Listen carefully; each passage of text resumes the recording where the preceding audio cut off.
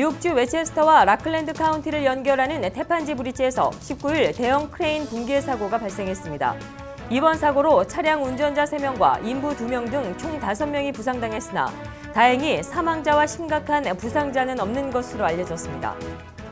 도널드 트럼프가 19일 마침내 미 공화당 대선 후보로 공식 선출됐습니다.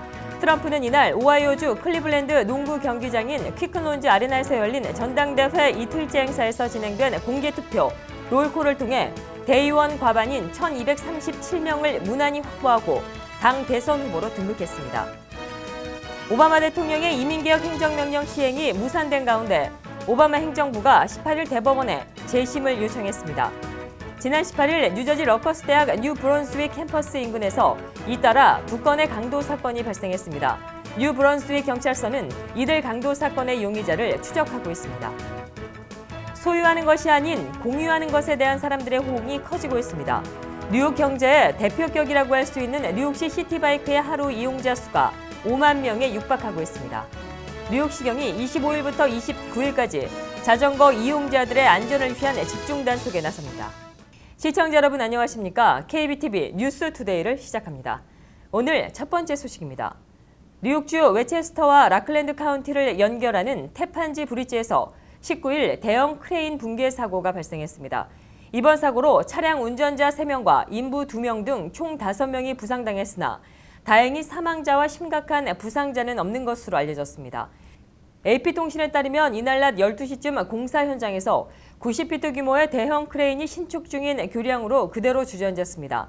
당국은 현재 자세한 사고 원인을 조사 중에 있는 것으로 알려졌습니다. 도널드 트럼프가 19일 마침내 미 공화당 대선 후보로 공식 선출됐습니다. 트럼프는 이날 오하이오주 클리블랜드 농구 경기장인 퀵클론즈 아레나에서 열린 전당대회 이틀째 행사에서 진행된 공개 투표 롤콜을 통해 대의원 과반인 1237명을 무난히 확보하고 당 대선 후보로 등극했습니다. 트럼프는 각주 대의원들의 압도적인 지지를 바탕으로 롤콜이 시작된 지 1시간 만에 승리를 확정지었습니다. 트럼프는 승리가 확정된 뒤 대회장에 방영된 영상 발언을 통해 이는 하나의 진전이라며 온 힘을 합쳐나가자고 말했습니다.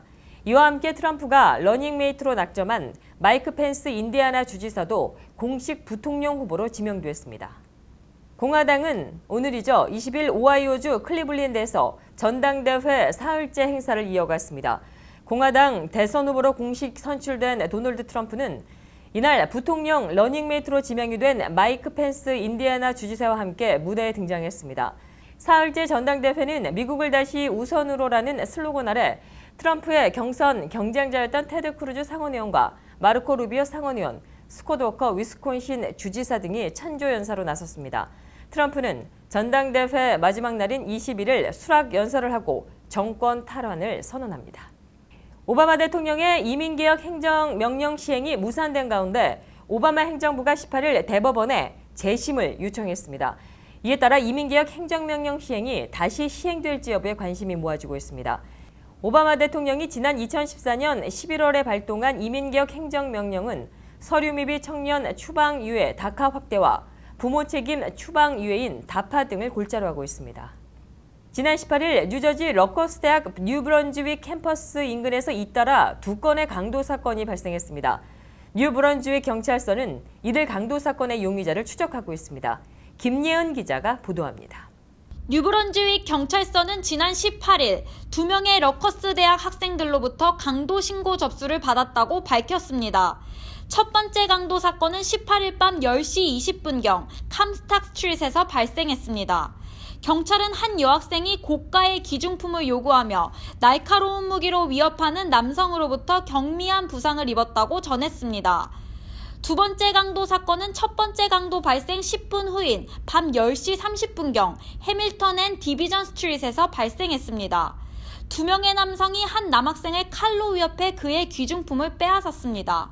경찰은 2명의 용의자가 근처에 세워둔 차를 타고 도주했으며 피해자인 남학생은 다치지 않았다고 전했습니다. 한 용의자는 밝은 피부톤의 히스패닉계로 검고 짧은 헤어스타일과 5피트 5인치 신장의 남성입니다. 다른 한 용의자는 흑인으로 검고 짧은 헤어스타일의 6피트 1인치 신장의 남성입니다. 러커스 대학 내 경찰서는 이번 주에 챈들러 헬스센터에서 일어난 절도 사건 역시 조사 중이라고 밝혔습니다. 이 사건에 대한 문의 전화번호는 뉴브런즈윅 경찰서의 732-745-5217 또는 러커스 경찰서의 848-932-8025번입니다. KBTV 김예은입니다. 소유하는 것이 아닌 공유하는 것에 대한 사람들의 호응이 커지고 있습니다. 공유 경제의 대표격이라고 할 수 있는 뉴욕시 시티바이크의 하루 이용자 수가 5만 명에 육박하고 있습니다. 최명욱 기자가 보도합니다. 요란한 경적과 함께 온종일 차들이 가다서다를 반복하는 뉴욕 맨하튼. 꽉 막힌 뉴욕 도심 한복판을 여유롭게 질주하는 자전거가 보입니다. 2013년 블룸버그 전 뉴욕시장의 주도로 시작된 친환경 교통 프로젝트 시티바이크는 3년이 지난 현재 하루 이용자 수가 5만 명에 육박하고 있습니다. I love it. I use it every day to go to work. I have this key fob with me that I basically pick it up in front of my house and drive it to my office, which is right here at this building every day. 시티바이크는 꽉 막힌 도심 속을 빠르게 이동할 수 있는 장점과 동시에 소비자들에게 시간과 경제적으로 이득을 줄 수 있습니다. I think City Bike is very convenient because it's anywhere. You can go like places you want to go here in New York. 500여 곳에 설치된 정류장에는 8천여 대의 자전거가 주차되어 있으며 무엇보다 편리성과 친환경적인 제3의 대중교통수단으로 뉴요커들의 대체 교통수단이 되었습니다. It's super useful and you get around the city in the summer. You don't have to take the subway. It's perfect. It's better. It's cheaper than a subway and definitely cheaper than a taxi. 기존의 렌트 시스템을 발전시킨 시티바이크는 소유경제 대신 공유경제라는 개념을 도입하여 빠르게 변화하는 소비자들의 욕구를 만족시켜주는 동시에 뉴욕의 새로운 상징으로 자리매김하고 있습니다. KBTV 최명욱입니다. 앞서 보도해드린 바와 같이 시티바이크 등 뉴욕시에서 자전거를 이용하는 사람들이 늘고 있습니다. 이렇듯 자전거 이용객이 늘자 이에 따른 사고도 많이 일어나고 있습니다. 뉴욕시경이 25일부터 29일까지 자전거 이용자들의 안전을 위한 집중 단속에 나섭니다. 자전거 도로에 주차를 하거나 이중 주차하는 차량, 자전거 도로로 이동하는 차량이 집중 단속 대상입니다. 김예은 기자가 보도합니다. 올여름 세 번째로 시행되는 뉴욕시 자전거 이용자들의 안전도로 확보를 위한 뉴욕시경의 집중 단속이 25일부터 29일까지 5일간 계속됩니다. 경찰은 집중 감시 대상을 뉴욕시 자전거 이용자들의 안전을 위협하는 차량이라고 규정했습니다. 특히 자전거 도로에 주차하는 차량 또는 이중주차 차량이 발견될 시 티켓을 부과할 방침이라고 강조했습니다. 실제로 뉴욕시 많은 도로에서 자전거 이용자들의 아찔한 상황이 빈번히 발생하고 있습니다. 한 자전거 이용자는 뉴욕시의 도로에서 자전거 이용자 차선 진입을 막는 과속 차량들로 정말 위험했던 순간들이 있었다고 토로했습니다. 뉴욕시 발표에 따르면 작년 한 해에만 14명의 자전거 이용자들이 사고로 사망했고 4,400명이 상해를 입었습니다. KBTV 김예은입니다. 뉴욕과 뉴저지의 연일 폭염이 이어지고 있습니다. 이 같은 무더위에는 자동차도 쉽게 열을 받아 심한 경우에는 차량 화재로까지 이어질 수 있다고 합니다. 폭염에 따른 차량 관리 요령을 최명욱 기자가 전해드립니다. 연일 35도를 웃도는 폭염 속 자동차 관리에 주의가 요구되고 있습니다. 햇빛에 장시간 노출된 자동차 엔진룸의 온도는 300도에 육박합니다. 이처럼 여름철 엔진룸의 고온 현상이 지속되면서 차량 고장이 생길 수 있고 심각한 경우 차량 화재로까지 이어질 수 있습니다. 여름에 이제 너무 더위가 지속되다 보면은 이제 에어컨을 많이 사용하기 때문에 엔진 열이 많이 올라갈 수밖에 없어요. 컴프레셔를 돌리는 힘이 필요하기 때문에. 그래서 이제 쿨링을 잘 할 수 있게 라제타의 그 쿨런트라든가 아니면 그런 것들을 정기적으로 체크업을 해주시는 게 좋을 것 같아요. 기온이 30도를 넘어가면서 밀폐된 차량 내부의 온도는 80도 이상으로 올라갑니다. 이 때문에 차량 내부에 무심코 방치한 라이터나 전자기기 등이 차량 폭발로 이어질 수 있습니다. 차 문을 열자마자 뜨거운 공기가 나오고 바로 앉을 수도 없어요. 손을 잡기도 힘들 정도로 차량 내부가 뜨거워져 있는 경우도 있고요. 또 어떤 인화 물질이라든가 가연성 물질이 있었다면 큰일 날 뻔했어요. 전문가들은 이런 사고를 예방하기 위해서는 전자기기에 전원을 뽑아두고 햇빛 가리개나 틴팅을 통해 차량 내 과열을 방지해야 한다고 조언합니다. 본격적인 여름 휴가철 장거리 여행을 떠나기 전에는 전문가를 찾아 차량 점검을 하고 방문이 불가피한 경우 사전에 냉각 수양과 상태를 점검하는 것이 중요합니다. KBTV 최명욱입니다. 지난 19일 아침 상어로 보여지는 생물체가 출몰해 폐쇄, 한바탕 소동이 있었던 코니 아일랜드 비치가 20일 재개장했습니다. 관련 내용 김예은 기자가 보도합니다. 코니 아일랜드 비치가 20일 재개장했습니다. 코니 아일랜드 비치는 지난 19일 오전 상어로 추정되는 생물체가 출몰해 10가와 16가 사이 일부 구간에 폐쇄 조치가 내려졌었습니다. 뉴욕시 공원행정관리부서는 19일 출몰한 이 생물체가 상어인지 혹은 가오리과의 한 종류인지 현재 조사 중입니다. 이날 공원 측은 상어로 추정되는 생물이 수영객들이 밀집해 있는 인근 지역에서 발견되자 수영하는 사람들을 철수시키고 여러 가지 주의 조치와 함께 일부 구간을 폐쇄했습니다. 이날 공원 측은 상어로 추정되는 생물이 수영객들이 밀집해 있는 인근 지역에서 발견되자 수영하는 사람들을 철수시키고 여러 가지 주의 조치와 함께 일부 구간을 폐쇄했습니다. 한편 이 장면은 한 관광객이 휴대폰으로 촬영해 그의 소셜미디어에 올려 영상 속 생물체가 상어인지 진위 여부를 놓고 화제가 되기도 했습니다. 뉴욕 아쿠아리움 담당자는 뉴욕 해수에 총 25종의 상어가 서식하고 있다고 전했습니다. 그러나 그는 이번 경우처럼 수영객들이 밀집해 있는 해변가 인근에 상어가 출몰하는 일은 매우 드문 경우라고 덧붙였습니다. 뉴욕 아쿠아리움 디렉터인 존 도리는 상어의 해변가 출몰이 먹이 공급과 관련됐을 것이라고 전했습니다. 뉴욕시 공원행정관리부서는 코니 아일랜드 비치의 재개장에 따라 계속해서 이에 따른 상황을 주시할 예정입니다. KBTV 김예은입니다. 뉴욕시 택시 리무진국 TLC는 택시 운전자의 영업시간을 하루 최대 12시간, 일주일에 최대 72시간까지로 제한하는 규정을 18일 통과시켰습니다. 택시 기사들의 피로 운전을 줄이기 위해서입니다. 이번 규정은 TLC 면허를 가지고 영업하는 뉴욕시 전체 운전자에 해당합니다. 만일 이를 어길 경우에는 초과 시간과 위반 횟수에 따라 25에서 300달러의 범칙금이 부과됩니다. 영국의 브렉시트 이후 시장이 안정을 되찾으면서 미 연방준비제도가 이르면 9월, 적어도 12월까지는 기준금리를 인상할 것이라는 관측이 힘을 얻고 있습니다. 19일 시카고 상품 거래소 패트워치에 따르면 연방기금 금리 선물 시장은 12월 연방공개시장위원회 정례회의에서 금리를 인상할 확률을 47.1%로 점쳤습니다. 이는 지난달 말 브렉시트 가결로 금융시장이 잠시 흔들렸지만 빠른 속도로 안정을 되찾았고 미국의 최근 고용지표 등도 호조를 보이기 때문으로 풀이됩니다.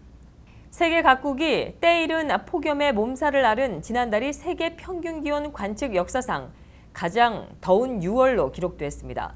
워싱턴 포스트 등에 따르면 미 해양대기관리국은 19일 지난달 세계 평균 기온이 20세기 평균 6월 기온보다 섭씨 0.9도가 높았다고 밝혔습니다.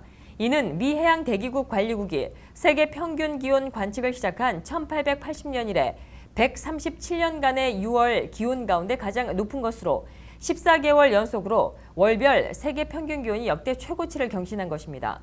미 항공우주국 나사도 같은 날 지난달 세계 평균 기온이 1951년에서 1980년 평균보다 섭씨 0.79도가 높았다고 발표했습니다. 이어서 한일사회와 미국사회, 해외 소식 전해드립니다.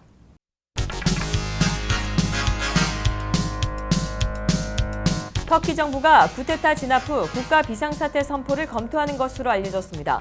터키 집권 정의개발당의 제브댓 이즈마을 부의장은 20일 터키 하베르 디트크 TV와의 인터뷰에서 국가 비상사태가 필요하다고 판단되면 필요한 단계를 밟을 것이라고 말했습니다. 현재까지 쿠데타 연계 지지 혐의로 직위 해제된 군인과 공무원은 5만 명에 이르고 면허가 취소된 사립학교 직원까지 합쳐 직무에서 물러난 인원은 6만 명을 훌쩍 넘어섰습니다. 국제신용평가사인 스탠더드앤드푸어스는 20일 터키의 국가신용등급 전망을 안정적에서 부정적으로 낮췄다고 밝혔습니다. 스탠더드앤드푸어스는 쿠데타 시도 이후 터키 정국의 극단화가 견제와 균형을 추가로 잠식할 것이라며 이같이 밝혔습니다. 또 투자자들이 터키 경제로의 자본 유입을 위축시킬 수 있는 불확실한 시기를 예상할 수도 있다고 덧붙였습니다. 공화당 대선 후보 도널드 트럼프가 민주당의 경쟁자인 힐러리 클린턴을 앞섰다는 전국 단위 여론조사 결과가 잇따라 나오고 있습니다. 트럼프가 전당대회 흥행 효과에 힘입어 미국인들의 관심을 끄는데 성공한 것이 아니냐는 분석이 나오고 있습니다. 20일 MBC 뉴스에 따르면 여론조사 업체 서베이 몽키와 전날 공동 발표한 여론조사에서 트럼프의 지지율이 40%로 클린턴의 39%를 앞섰습니다. 같은 날 로스앤젤레스 타임스와 서던 캘리포니아 대학이 발표한 여론조사에서도 트럼프는 43%의 지지율로 42%의 클린턴을 앞섰습니다. 미국에서 정치, 외교 분야 정책 연구에 종사하고 있는 전문가 90명이 공화당 도널드 트럼프의 외교 정책에 반대하는 내용의 연명 공개 서한을 냈습니다. 미 외교 전문 매체인 아메리칸 인터레스트에 실린 이 서한을 보면 연구원들은 트럼프의 정책이 미국이 자유세계 질서로부터 사실상 후퇴하는 일을 옹호할 뿐만 아니라 전략적인 측면에서 무모함에 가까운 성향을 보인다며 결과적으로 트럼프의 외교 정책은 미국의 동맹과 미국의 영향력을 약화시킬 것이라고 공개 서한을 낸 배경을 설명했습니다. 미국과 유럽연합 간 자유무역협정인 범대서양 무역투자 동반자 협정 TTIP의 체결 가능성이 작아지고 있다고 월스트리트저널이 20일 보도했습니다. 월스트리트저널은 지난달 브렉시트 결정이 나온 데다 양측에서 정치적인 지지가 약화하고 일반 국민의 반대도 강해지고 있다며 내년 1월 이전에 타결하겠다는 목표에 구름이 들이우고 있다고 전했습니다. 세계 1, 2위의 경제권인 미국과 유럽연합은 2013년도부터 자유무역협정을 체결하는 작업을 추진해왔고 버락 오바마 미 대통령의 임기 내에 타결을 목표로 협상을 진행하고 있습니다. 폴스바겐이 19일 디젤 스캔들과 관련해 뉴욕, 매사추세츠, 메릴랜드 등 3개주로부터 민사소송을 당했습니다. 뉴욕타임즈와 파이낸셜 타임즈 등에 따르면 이들 주의 검찰총장 등은 폴스바겐의 배출, 가스 조작이 10년 넘게 이어진 조직적인 사기로 수십 명이 얽혀있으며 최고 상층부까지 올라간다고 지적했습니다. 에릭 슈나이더만 뉴욕주 검찰총장은 폴스바겐의 조작장치 이용이 광범위한 모의에 의한 것이었다며 교활하고 자기 이익만 생각한 사기 행위가 이뤄졌다고 말했습니다. 리오데자네이루 하계올림픽 개막이 2주 앞으로 다가왔으나 입장권 판매율은 70%를 간신히 넘긴 것으로 나타났습니다.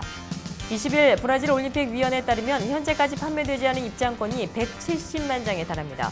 이는 전체 입장권인 610만 장 가운데 28%에 해당되는 것입니다. 리오올림픽 입장권은 애초 700만 장이었으나 일부 경기장의 관중 수용 규모가 축소되고 치안 불안과 지카 바이러스 등 때문에 610만 장으로 줄었습니다. 이탈리아 스타 셰프 마시모 보트라가 배우 로버트 드니로와 손잡고 미국에서 식재료 재활용 사업을 시작합니다. 20일 이탈리아 언론에 따르면 보트라는 19일 자신의 트위터에 2017년부터 로버트 드니로와 함께 뉴욕 브롱스에서 버려지는 식재료를 활용해 음식을 만드는 사업에 착수할 계획이라고 밝혔습니다. 계속해서 뉴욕과 뉴저지 지역의 날씨를 전해드립니다.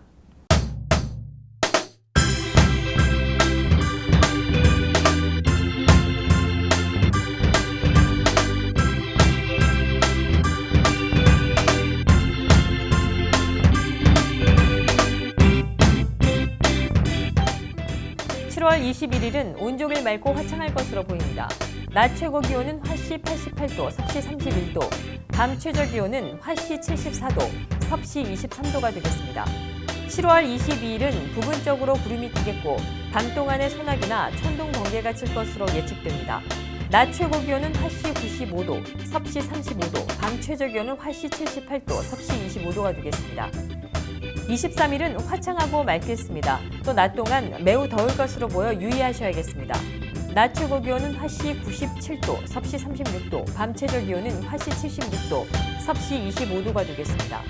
24일은 대체적으로 화창하겠으며 이날도 더위에 유의하셔야겠습니다. 낮 최고 기온은 화씨 95도, 섭씨 35도, 밤 최저 기온은 화씨 80도, 섭씨 27도가 되겠습니다. 이상으로 KBTV 뉴스투데이를 모두 마치겠습니다. 시청해주신 여러분 고맙습니다.